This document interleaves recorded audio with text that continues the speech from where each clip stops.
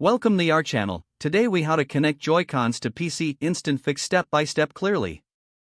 To connect your Joy-Cons to a PC, start by ensuring your PC is Bluetooth enabled. Power on your PC and access the Bluetooth settings.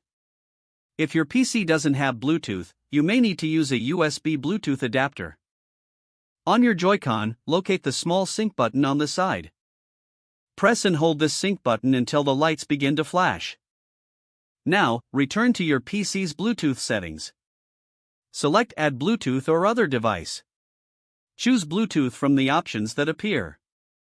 Wait for your PC to search for nearby devices. Once your Joy-Con appears in the list, click on it to connect. Your PC will indicate when the connection is successful. After connecting, you can use your Joy-Con to navigate on your PC. If you encounter any issues, try restarting your PC and reconnecting. Additionally, ensure your Joy-Con has enough battery life for seamless operation. For further customization, you can use compatible software to map buttons.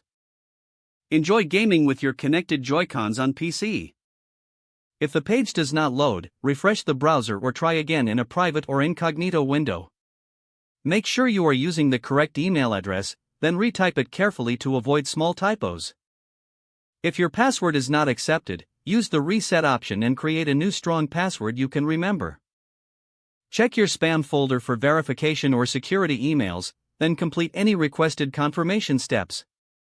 Enable two-factor authentication if available to improve account security and reduce unauthorized access risk.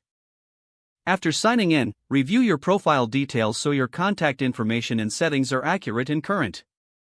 If you see an error message, note it down and try again after restarting your device and internet connection. Log out when you finish, especially on shared devices, to keep your account and payment information secure.